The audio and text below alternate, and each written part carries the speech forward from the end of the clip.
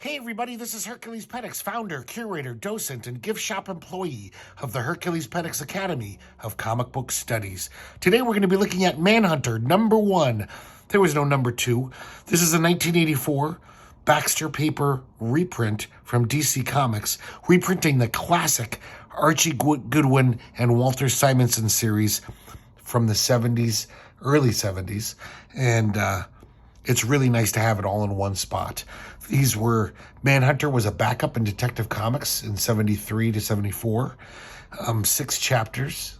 And the last chapter was Manhunter teams up with Batman, the lead feature in Detective Comics. So that took over the main slot for the issue. So the last chapter is like a triple-sized epic finale. These are amazing comics. Even when they came out, they were instantly recognized as such. 1973, they won 3 Shazam Awards. That was the big industry award at the time. Walt Simonson won for Best Newcomer. This was the first comic he had ever drawn professionally. Archie Goodwin wrote for Best Writer, and the opening chapter won for Best Short Story. Next year, they won 3 more.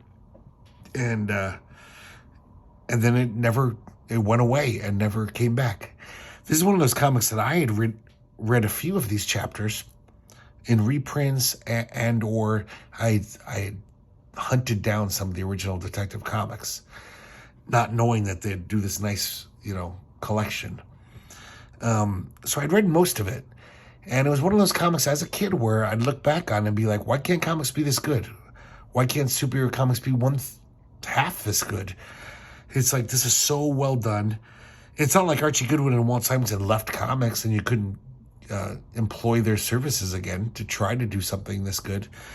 No, they were still around, still just doing whatever random comic they were doing that month.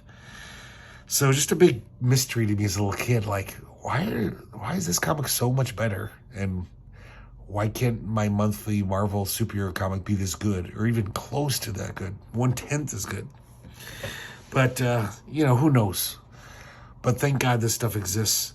I'm glad that they reprinted the whole thing in order. And just a great superhero comic. Manhunter's got he's got the coolest looking outfit. That is wicked looking. But it makes no sense at all. Look at these sleeves. They'd totally be getting in the way. Even though the way they catch the wind looks super cool. I don't know what the fuck these things are on his ankles. They look like something Steve Ditko would draw in a Doctor Strange story. They're like lamps on his calves. I don't understand the tactical, even the design reason for them. But it still kind of looks cool. It's weird.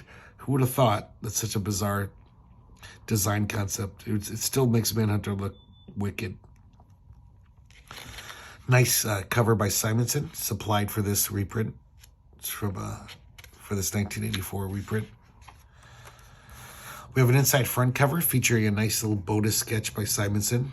I think this is from back in, 73, 74. This was like a pinup in Detective or something. Or maybe it was for a fanzine. Archie Goodwin, we've talked about many times. Best editor in comics history. One of the best writers in comics. Back when there weren't really many good writers at all in comics, he was one of the best. Walt Simonson, we all know him, superstar artist. This is his first work. Very different from what his work would turn into. He definitely stripped down his style, got lighter maybe, if you will, if that's the word I'm looking for. But his first early comics were very illustrative, lots of lines, lots of pen work. And over the years, he would kind of strip that down and get more not abstract, but just more direct. And this reprint edition is completely colored by Klaus Janson, which is nice. Klaus Janson, if anything, does good colors. He's good at that still. That's nice. This is great. We have a nice 2-page introduction by Archie Goodwin, giving us the history behind Manhunter. And let's take a look at one of the best little series in comics history. He stalks the world's most dangerous game, Manhunter. The story starts out in Kathmandu. We see this Interpol agent named Christine St. Clair. She approaches this guy named Hodge, the agent. And Hodge is the guy, like in any city, you know, he's got the goods on everyone. He's got all the info. So Christine St. Clair gives him some money. And she asks him about a certain man, a manhunter, if you will. And she asks him to tell her anything he knows about her. So it turns out Hodge does know about him. In fact, Manhunter appeared just recently in the Alley of the Shadows, a place unknown to tourists, avoided even by the police. Apparently, it's a den of iniquity. You know, it's an alley full of thieves and no good nicks and ne'er-do-wells. When Manhunter shows up, this guy who seems to be the leader, he says, "You trespass, infidel." And it turns out Manhunter is seeking the one who fled to Nepal from a neighboring nation and for a time found protection here. And so the leader here, see, look at that. Walt Simonson would never draw that detailed, you know, like just even a few years later. All the line work in the face, this aged face. So this guy says, "Slay him," to his flunkies. They all attack. And Manhunter makes short work of them. He's very formidable.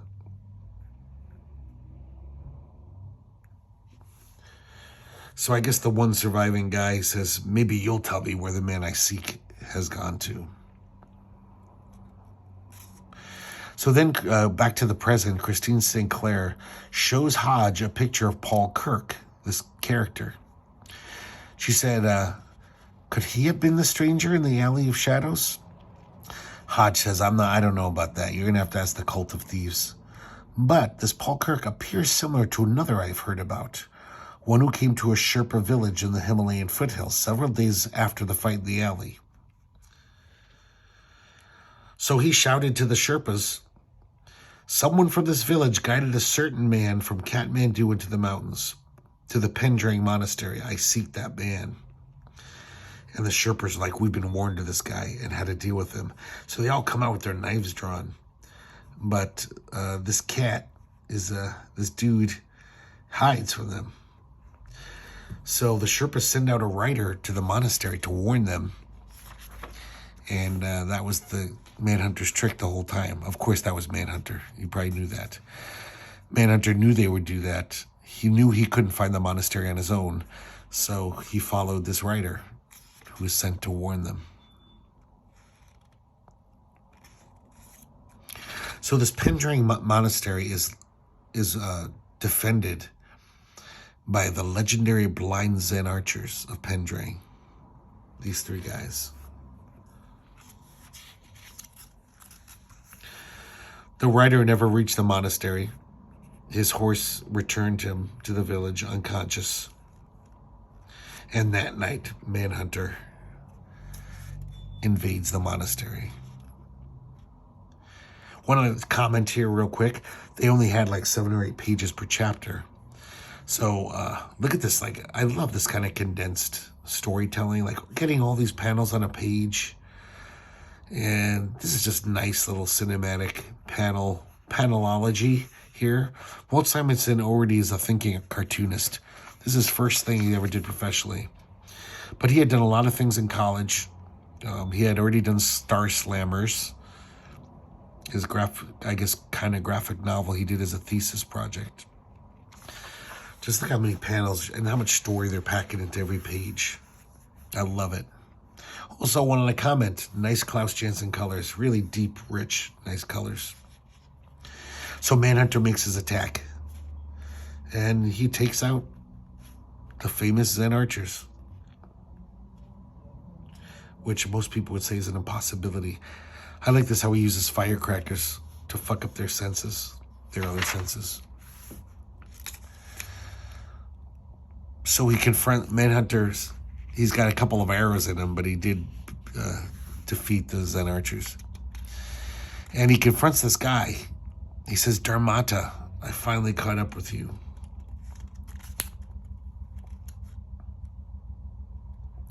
So I guess Manhunter looks like he's there to assassinate him. He says, you've been riling up the nations bordering Nepal to revolution. Apparently this guy's kind of a freedom fighter. This country next to Nepal, there's a tyrant and people are discontent, and he was their mouthpiece. But Manhunter says the people I work for are worried about your idealistic voice, a voice that makes waves, that might pound into India and China one day. They would like a calmer voice to replace the tyrant. Sounds like he works for the CIA. This is interesting here. They forgot to white this out. It says, monks are Caucasian, white skin, not Oriental. I guess Archie Goodwin made a note to Walt Simonson here. Sorry, I actually just jumped the gun here there. Spoiler alert, by 3 panels. The monks come out for their morning meditation.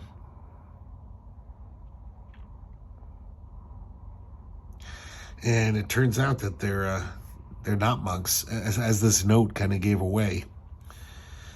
And they have guns, in fact. And they attack Manhunter, make short work of him.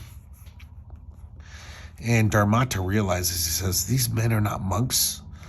They are ones sent to slay me. But their faces look exactly like you.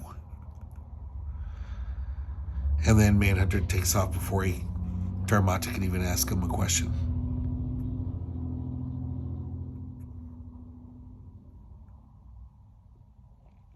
So now we're back in the present. Christine St. Clair, she's like, what happened? Who sent those assassins? And what happened to Manhunter? And Hodge says, I cannot tell, Mem Sahib. Such a man is like the breeze in hottest summer. So Christine St. Clair takes off. And as she walks away, Hodge takes off his robe and his fake beard, and it's Manhunter. The Manhunter file. So now we go to Zurich, and we see Christine St. Clair. She's at the headquarters of Interpol, talking to her superior, Damon Nostrand. She's basically trying to sell him on this whole idea of investigating this Manhunter figure. He doesn't think it's worth Interpol's time. But she's like, I don't know, boss. There's all this shit's going down around this guy. A lot of conspiracy, international intrigue.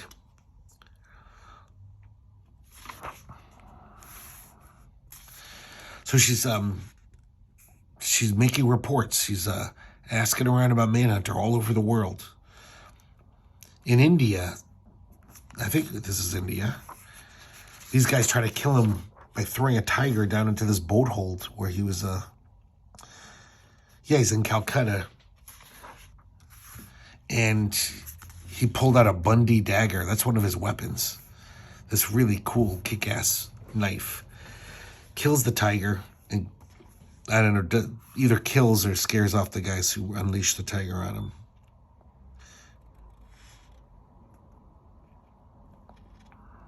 Then she has a file about Zurich. How a little while ago, Paul Kirk, this character, Paul Kirk, who was supposedly dead for 25 years, went into a bank and showed his fingerprints, and it confirmed him that it was Paul Kirk. So they let him take all of his money. But these guys are waiting for him. Paul Kirk kicks their ass, and just no police were called, no charges were pressed. And it was just forgotten. And Paul Kirk just leaves with his money. Then we see another file entry. The attempted assassination of a sheik. There's this oil-rich sheik who's kind of pissing off the East and the Western Bloc nations. And they send this assassin. He shoots a grenade at his limo. And a Japanese throwing star deflects the grenade. The assassin whips around. He sees it's Manhunter. That's another one of his weapons, the throwing star. And the shuriken, I believe they're called. And he takes out the assassin. Once again, Manhunter just disappears. Then we got a file from Brazil. These two guys who look like blue costumed versions of Manhunter and look exactly like him in the face. They kidnap Dr. Salazano, who's a genetic research expert. A genius, I meant to say. But then Manhunter shows up and he stops the kidnappers. The helicopter coming to pick them up realizes that the Manhunter is there, and they just open fire on him. So another weapon of Manhunter's is he's got an old Mauser from like 1916, those cool-looking German guns, but he can put special attachments on it. So he takes down the helicopter with this, I don't know, some explosive shell for his Mauser. So even though he's wounded by the machine gun fire, he still takes out the helicopter and takes off. Once again, mysteriously takes off into the night. And then there's all this crazy stuff, like the guys abducting the genetic scientist. They have the same fingerprints as Manhunter.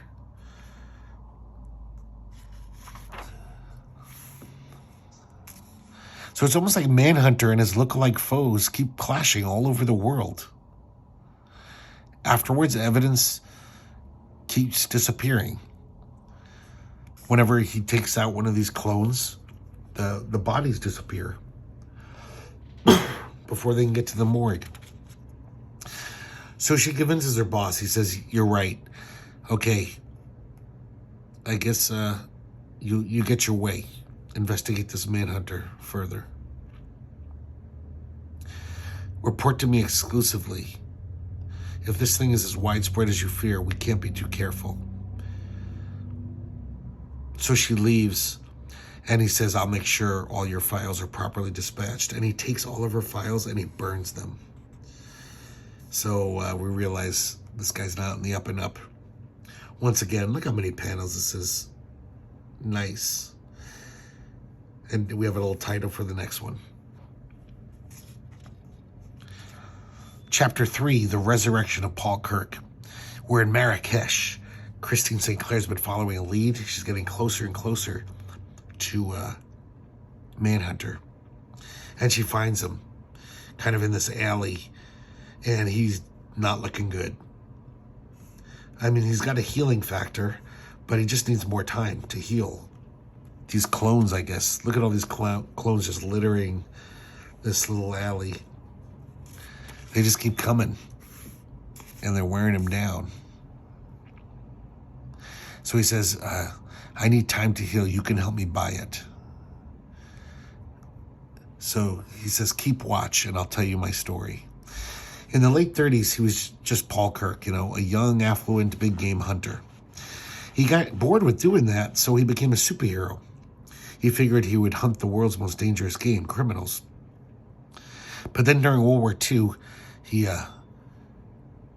retired as a crime fighter and turned his skills to secret behind-the-line jobs. He became like a secret agent for the Allies. When the war was done, he was just weary of fighting. He was even weary of killing. When he tried to become a big game hunter again, his heart wasn't in it. But one day, an enraged bull elephant attacks him and kills him. Well, kills him hard. He just completely obliterates him.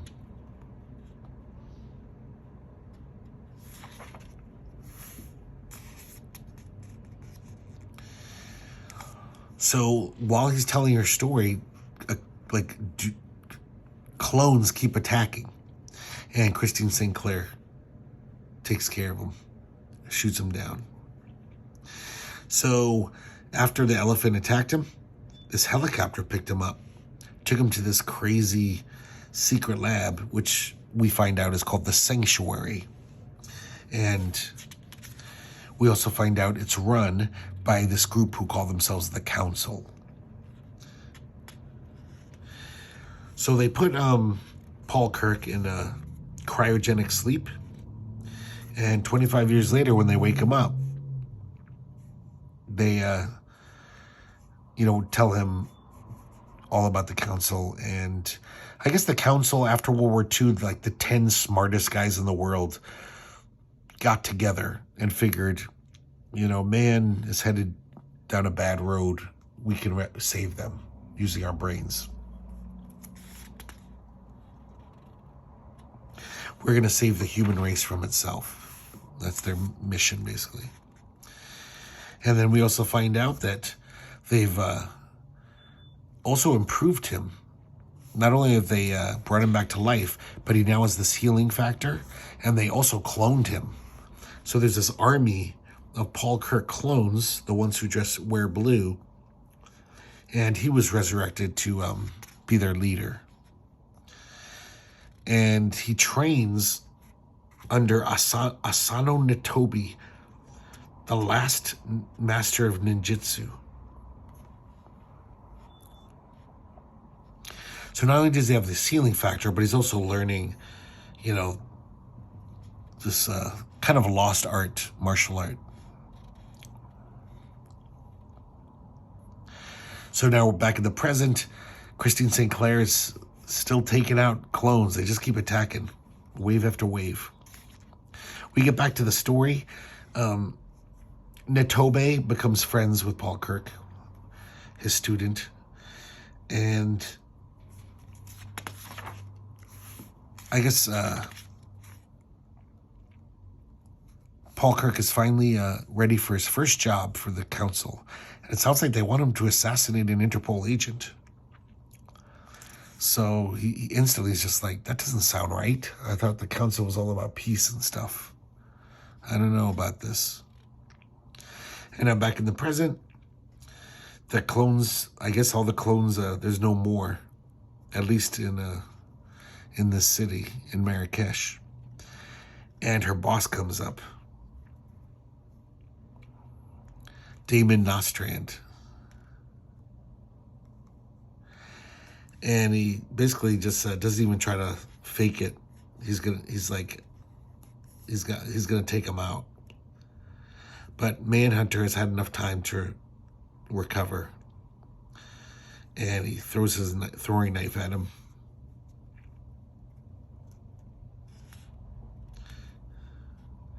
And Nostrand runs away. It's not a killing blow.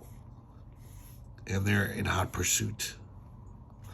Okay, now we got Chapter 4, Rebellion. Damon Nostrand, I guess, gets to his car and just decides to run him over. He doesn't really have any other option. So, yeah, he works for the Council. He's failed. He knows his future is mud.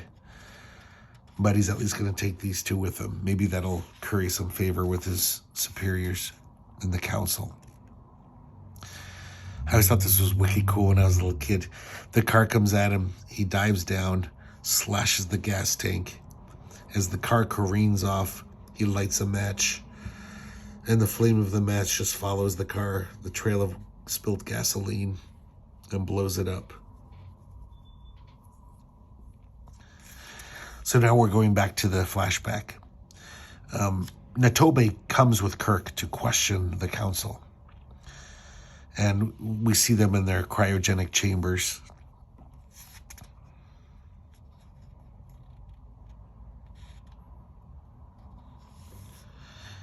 And he airs his grievance. He says, I don't know about this. Why do I have to kill? I don't want to kill an Interpol agent. And the spokesman for the Council is just all like, how dare you question? We're the 10 smartest people in the world. We must be trusted, obeyed without question.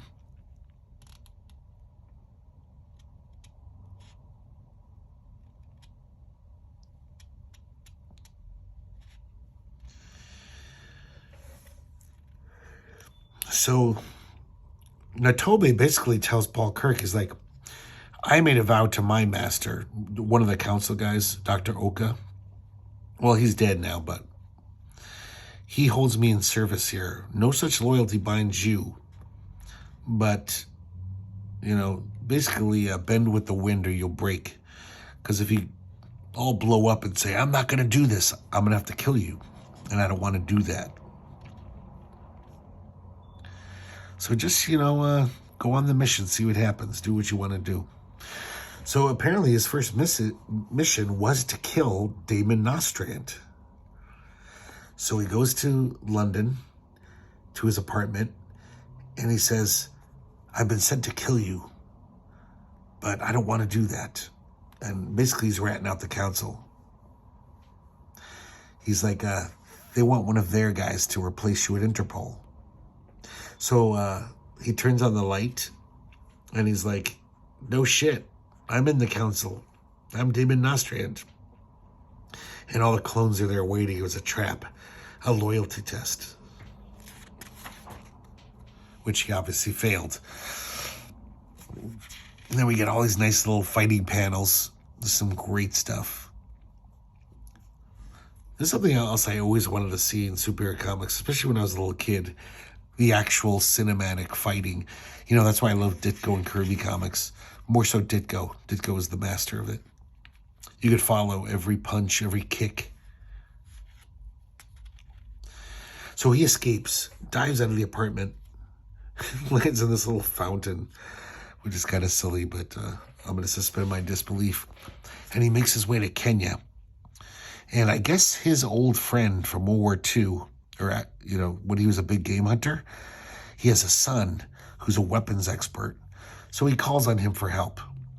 And he agrees because he's like, well, my dad really cared about you. He was loyal to you, so if you're cool with him, I'm cool with you. So he that's where he got his that crazy knife, the Bundy dagger, the throwing stars, the tunic, that kind of looks like a samurai thing. I don't know who gave him the flared sleeves, the blousey sleeves, but that's a secret. We'll probably have to read DC's Who's Who to find that out. Throwing knife, Mouser. So he gives him all these cool weapons. And now he's ready to take on the council. Look at the detail in that face, too. That is, I would not guess that was Simonson art. Even 2 years later, he wouldn't be drawing that kind of pen work.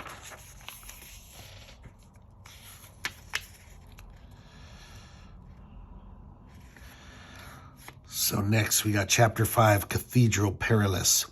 And they're in Istanbul. And they're at this church. Christine St. Clair and Manhunter. They're wearing these monk's robes to sneak in. Apparently at this church, there's going to be a meeting of the council. Not the top 10 guys, the inner council. These are all the other guys who support the council. They're all basically rich types from around the world. Influential politicians, bankers, people like that. This is almost like Neil Adams' amount of detail. I always loved Walt Simonson's art, especially even when he got more stylized. But I kind of wish this Simonson stuck around for a little more, or he could go back to it, this style, because it's excellent. It's really good. It's definitely, you can see some amateurish things here and there, some of the faces. But I don't know, it's just got so much energy and thought behind it. I don't care. It's like, I'd still rather look at this art than 99% of the guys from Marvel and DC, I don't know, for the past 50 years, I guess. So the main spokesperson, Dr. Mykonos, he comes to a matter transmitter. And he addresses the outer council people. And they realize that there's a recording device in the room because Manhunter and Christine were recording it, trying to get evidence. So he says, okay, Christine, get out of here with that tape. I'll take care of these guys. I'll make a distraction.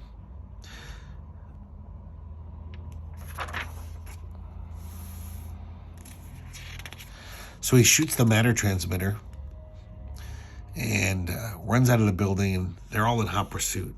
Not only the clones, but like some of the council guys. He's like these banker dudes. You know what I forgot to mention? It doesn't even say he does the lettering, but I'm pretty sure it's obvious that Walt Simonson does the lettering. There's all these great little, sound effect-y type lettering things that Simonson was great at. The very oval balloons with lots of white space sometimes. He later got other letterers to basically do that style for him, John Workman and such. But this is just a rousing action one. They're just him in Istanbul getting chased around, fighting all these guys. There's this little American tourist kid watching the whole thing, freaking out. They finally realize that Manhunter's the decoy, and they're like, get that Christine St. Clair. She's got the tape.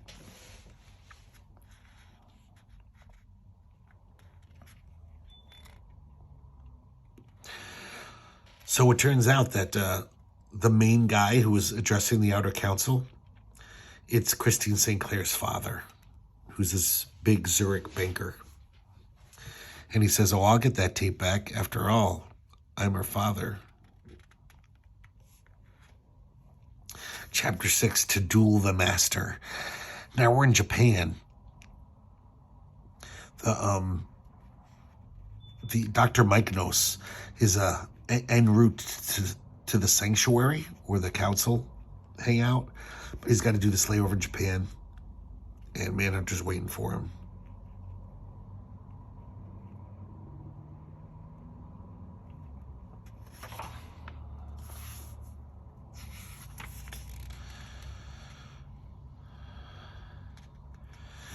Manhunter waits till the whole group passes under a tree and takes the last one so he can dress up as him. But then his old friend Notobe, Asano Notobe, shows up. And he says, I can't let you do that. You're my friend, but, I'm still loyal to the council. I swore an oath. Meanwhile, we see Christine St. Clair. She's on a train heading to Zurich. And her father shows up. And look at this. This, you wouldn't even guess is Simonson. The cartooniness of this. It looks like very much like a few years later how John Byrne would draw. But I love this stuff. And Christine realizes that her father, due to his request about the tape, is in the council. And she's disgusted.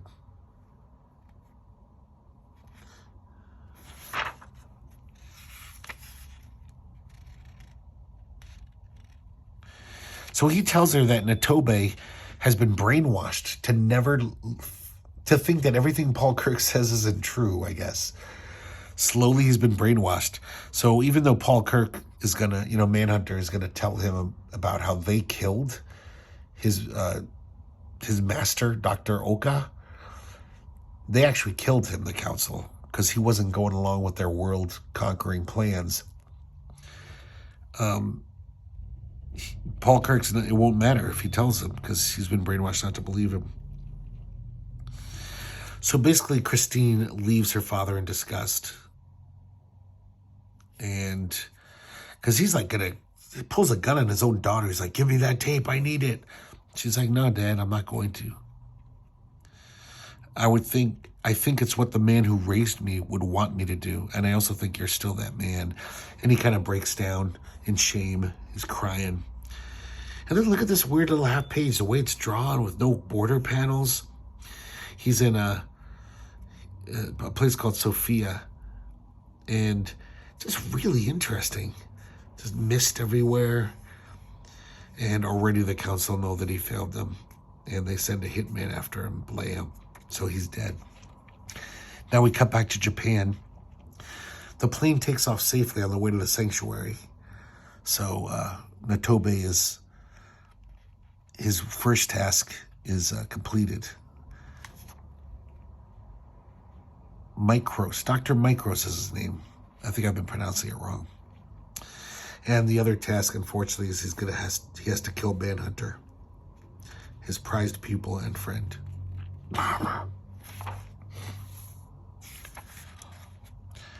So there's another thing about Manhunter that was super cool back then.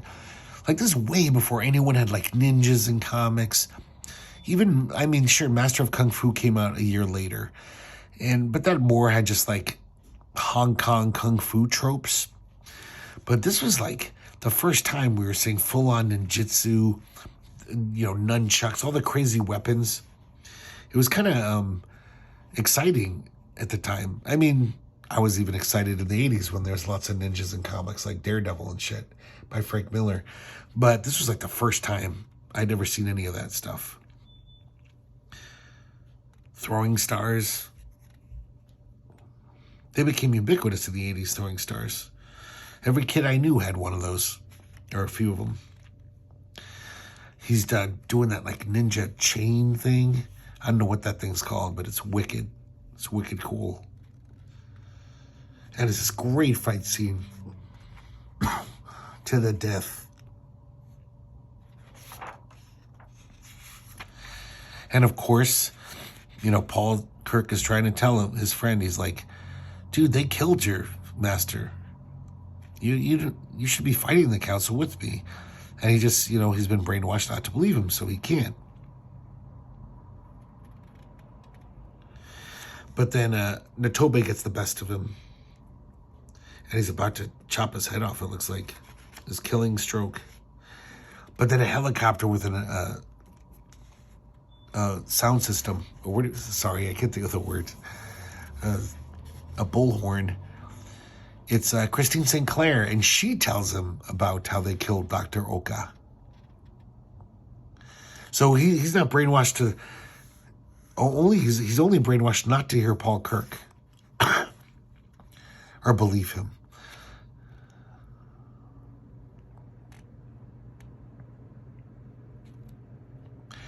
And she plays the tape. She actually plays the tape where he admits it.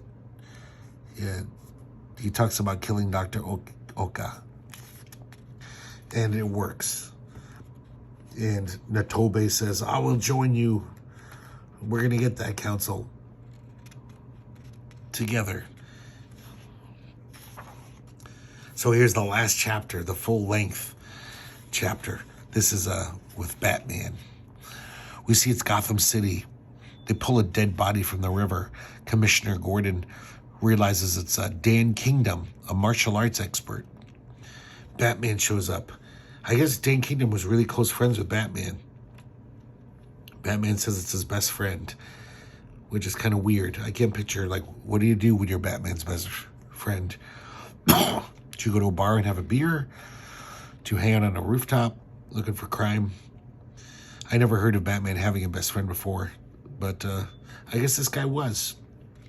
He takes off, goes back to stately Wayne Manor, and changes into Bruce Wayne. I guess there's a big soiree at his house honoring this, the leader of the prime minister of a new African nation, Congola, a land once enslaved by military dictatorship. All of a sudden, an assassin shoots him. And Bruce Wayne's all like, God damn it, I just turned into my Bruce Wayne suit. Now I gotta put my Batman suit right back on. And in my house, no less. Somebody killed the guy.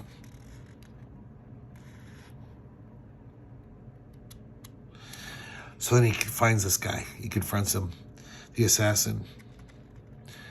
Oh yeah, the last chapter is called Goddard Damarug. Look at that crazy 70s font too. Simonson was a really good, he would have been the best letterer in comics if he was just a letterer. He would have been up there with Ken Brzezinski and shit. I like this, how the folds in Batman's cape here become panel borders. That's kind of a neat little thing to do. So he tackles the assassin. But then this guy shows up, the enforcer. And he takes out Batman with a leopard's paw knuckle strike. We all know how painful those can be.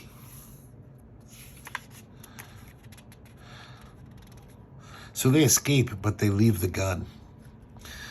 Batman goes to some of his sources, says, "Hey, tell me about this gun. Where'd this gun come from?" And this guy tells him, "Oh, this guy based in Nairobi, Kolu Mabea, who, if you remember, that's the guy who supplied Manhunter with all of his weaponry."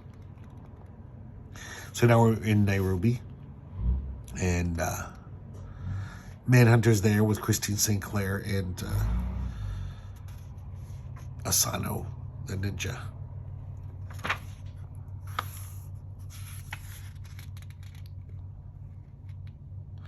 So Batman is outside. He's followed them.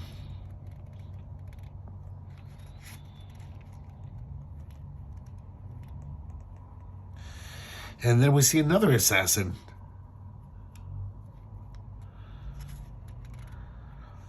And Manhunter shows up. I guess Manhunter sensed that somebody saw someone on the roof outside. Batman's a little behind, so he's just watching how Manhunter deals with this guy. And the guy runs away from Manhunter, the assassin, right into Batman. And he tells him that, he says, "The council ordered me to kill Kashumbo." That was the guy in Bruce Wayne's mansion. "See that it led to Mabea." So he wanted it to look like Mabea had something to do with the assassination of that newly elected prime minister. He said, "I had to do it. Their new enforcer was watching every step of the way." And then he gets shot. I love these 3 panels of Batman looking down at this guy dying. And then he looks up and it's Manhunter. And Batman, of course, is appalled with his tactics. He's like, even though this guy was an assassin, you're just as a cold-blooded murderer just like him. But Manhunter tells him that, like, he was about to stab you. And then he was going to use your body as a shield to escape from me. So now Batman comes down. He meets all of our crew. And I guess Mabea's going to join him. He was reluctant at first to actually join the assault. But, you know, now seeing all this bullshit that they're pulling, trying to frame him, he's like, "Oh, I'm going to help you get those fuckers." But then they inform Batman that they don't want him to come. They're like, "Batman, this is a killing mission. You're not a killer." So Batman walks off and says, "Fine." So they get a plane and they go to the sanctuary.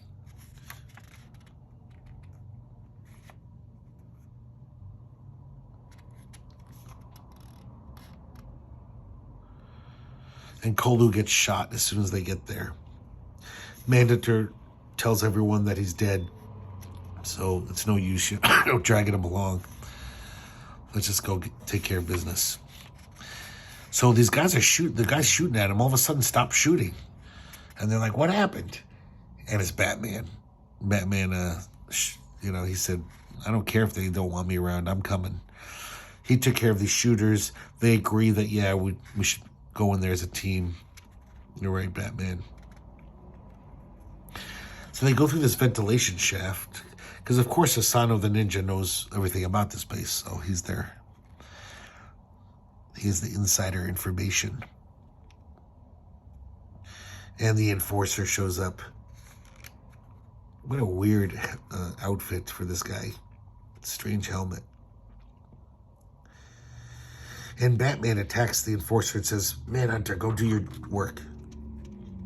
I'll take care of this enforcer." And as he's fighting him, he realizes by his fighting style, he realizes it is his friend Dan Kingdom. The dead body in the Gotham River was just a clone. And Dan Kingdom has been working for the council as their enforcer.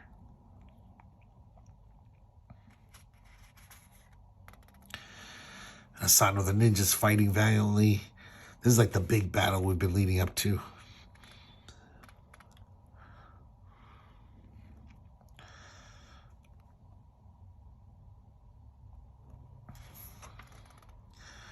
More like un-Simonson, like Simonson art. I would never guess that was Simonson. It looks great, though.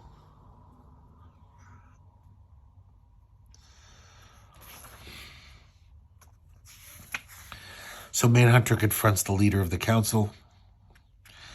And he's got this psionic helmet on. And he's totally, with this helmet on, he's in control of the whole sanctuary. He even can summon the nuclear power from the reactors there. And he zaps Manhunter with this bolt of horrible, radioactivity. Meanwhile, Christine St. Clair finds Batman. She says, "We got to get out of here. It's time to get out." Asano, the ninja's killed. Kolu comes back with a machine gun and mows down all these soldiers.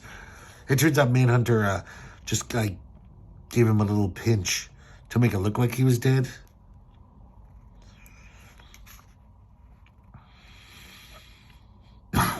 Excuse me.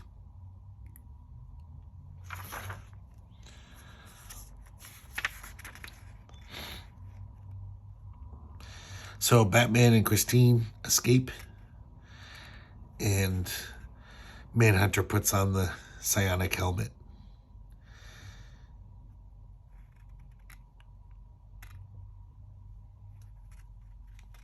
And I guess he blows up the whole sanctuary. Look at that. That's a great explosion panel. And Batman realizes that the council didn't blow themselves up. It must have been the Manhunter. Christine St. Clair says he said they'd robbed him of the only piece he'd ever found because they brought him back to life. He was content. He was kind of pissed off that they brought him back to life. I suppose in his own way, he's taken it back. Really nice panel there. And that's it for Manhunter. We have a little back cover that shows all the awards they won. But man, that is a super compressed storytelling. I mean, how much fucking story did we get in this? It's really just one comic. I mean, it's a fat comic. I think it's 48 pages, maybe 52 pages, something like that. But man, that's like an epic movie squished in one little comic. And I think that's why it has the reputation it has. So this has been republished in many formats. There's a nice hardcover version from the 90s, I think. Maybe 2 from the 90s. They just keep reprinting it because it's a classic. And hope you can read it. And it's not too hard. And I hope you enjoyed as much as I did. It's really, it's up there. I would say top 5 superhero comics of all time. I'm not going to list all the other 5, but we've already looked at Jim Steranko's Captain America. You can find my video for that, I don't know, about 4 months ago. That's up there. Obviously, some Frank Miller would be on there. Tons of Steve Ditko, Jack Kirby. But, man, this is some nice stuff. And superheroes can be good. We forget sometimes. Okay, thanks for watching, guys. And I hope to see you next time here at the Herculespetix Academy of Comic Book Studies.